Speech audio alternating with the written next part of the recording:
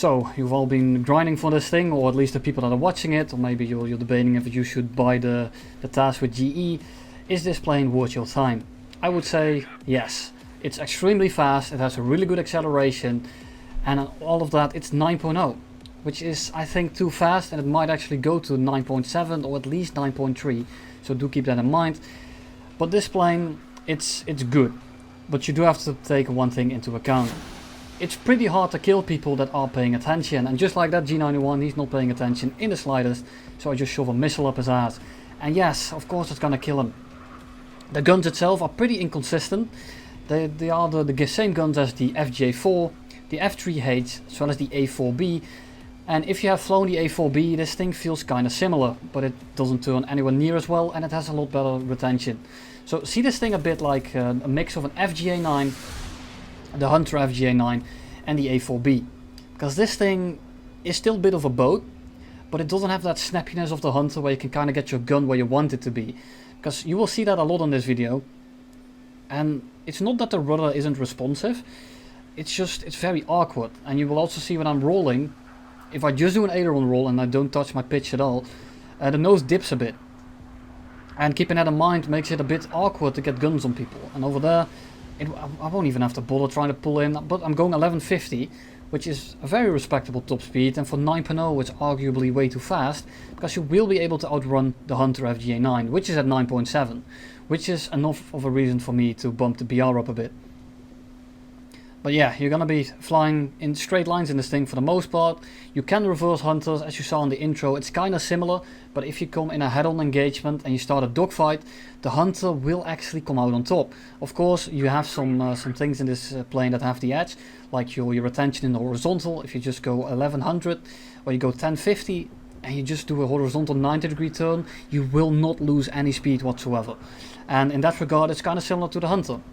You have a lot of ammo, you have 500 rounds over 4 guns, and they're not the same guns as the F2. As I said before, they're the Colt guns, and they shoot a bit slower, so you have actually quite a bit of fire time. I recommend using the default belts actually, or whatever you prefer. If you use default or stealth, those are the best for killing air targets. If you want to kill ground targets, then, well, you're probably better off with a different belt. But of course, this is the channel where we focus on air RB, but I'll give you the ground ordnance nonetheless. So first we have the multi-purpose weapons. You got 2 missiles on each of these, so you can take 2 missiles and either 2 1000-pound bombs, 2 500-pound bombs, 14 Mighty Mouse or 38 Mighty Mouse. Or you go for the full-on ground geo loadout, then you have 38 Mighty Mouse or 52 Mighty Mouse, 2 1000-pound bomb or 28 Mighty Mouse or 4 500-pound bombs. It's a respectable loadout for 9.0, it's definitely better than say the Sabres, but I wouldn't say it's better than the FJ4 with the bullpups. But of course I'm not a ground player, so you probably have a better idea regarding that. But all in all, this plane, first of all, it looks gorgeous. This is a very good looking plane, and the only problem I have with it is that the Afterburner is very small and it's kind of weird looking considering how big the engine is. But other than that, it looks great. I love it. But you're gonna be flying in straight lines for a lot of the time, and right now I got 3 missiles on and there's F11s left, and I noticed that the Scottish Koala, you might know him from YouTube, doesn't have any missiles on, so I want to get rid of some weight in case I have to dogfight him. I'm running 30 minutes of fuel, 4 of the missiles, and as I said before, the default belts, and the belts are just not very consistent. I got about 21 kills by now. I try to get a little bit of an opinion on it, but it's not for me. And especially when there's more coming out, and the lightnings will run you down very easily and they will bleed you of your speed, and then the other F11s will most likely dogpile you, because that's what planes do at the start. When they come out, everyone's like, oh, F11, I haven't ever killed that yet, so I want to be the first to kill it. You know, and that's just how it goes. So I don't really enjoy it, because it's just too much of a boat. But it's a good plane, don't get me wrong, and if you're more of a person that really likes not so much passive, but if you like the boom and zoom style, which I will show you a little bit of later on as well, because I will be commentating on the actual gameplay here very soon, then this plane might be perfect for you, and otherwise I do recommend selling it. But for ground RB it will probably be great, as you can come in very fast, drop your ordnance, fly away again. And yet again we reached an air task which is more catered for the ground players, but it's a very good looking plane. There we go. Very bad aim on my part.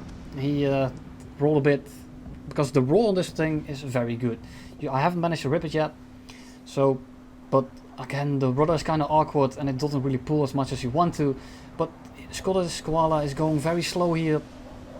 So it isn't a very hard shot. And over here, he's just basically falling out of the air. Put a good burst in and he's out of the match. I wasn't going to let him go because I need him dead here. It's two F11s versus me in an F11 and an F2 Saber. And Razor is completely stock. So I can't really rely on him.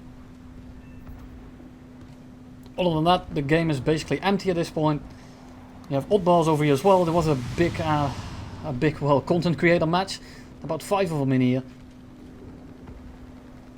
But it just turns in a bit of a furball. And I'm sorry that I don't have the best gameplay footage of this thing. It's very hard to get good gameplay for it. Because it's so stiff and you really rely on people not paying attention to you. Oddballs got crit by Razor here. I'm gonna try to run him down, see if I can make him crash, maybe I can kill him. I'll see what we can do here. But he's basically out of the match and there's 2 people left. Not sure what they are at this point. Of course I do now because this is all post commentary. But I'm just gonna be chasing him down because I don't want him to land and repair and then come back for me later. Possibly 20 minutes of fuel, 30 minutes of fuel. I don't know which is better considering how passive this plane is.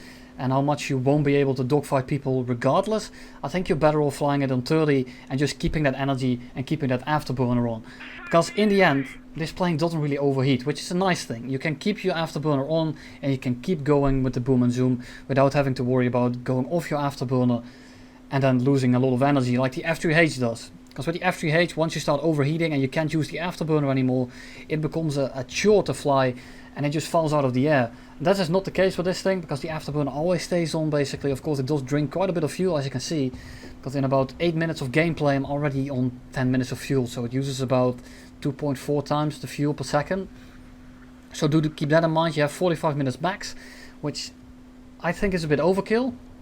But if you feel like running that, then feel free to run it. Because with the 30-minute load you won't be able to outrun or outfuel stuff like hunters. So you will have to land first. And it's quite tedious to get guns on them. Coming up on the TU4, shoot a little burst in, set him on fire, crit his wing and take his tail off. He's not gonna go anywhere and he's gonna go into a flat spin and he's just gonna die. Kinda gay, bro. Well, that's kinda rude, but you know, I don't mind. It's a free kill for me. And that's basically the plane. You really rely on people not paying attention. Or, of course, when you get fully down-tiered and you're facing stuff like over here, the A4B. The A4B loses a lot of speed. Of course, you do have to keep in mind, if the A4B has missiles on and you go straight vertical, you're going to die. So over here, I was trying to get him really close. Then I look under his wings and I see gun pods. And when I see the gun pods, I know that if I'm outside of about a kilometer, he won't really be able to do a lot. So we just go into a little spiral climb. So he stays relatively close. I'm still going 550 and I'm at 4 kilometers. He's not doing anywhere near that. Look at how far behind those shells are. It's a very hard shot. And here I drop my flaps. The flaps are very strong. Unfortunately, it's only landing flaps. Here I go 0% throttle to flip over a little bit faster. Drop the flaps so I can turn a bit faster as well. He's stalling out. I'm not even going to bother shooting him with my guns. And I just missile him out of the air. And there you have it. That's the plane. It's a really straightforward plane. If you like the Hunter, you will probably like this thing. And if you like the Hunter, if you haven't seen the Hunter video I put out as well, it's very similar. So I recommend you to just check out that one because it's a very similar playstyle.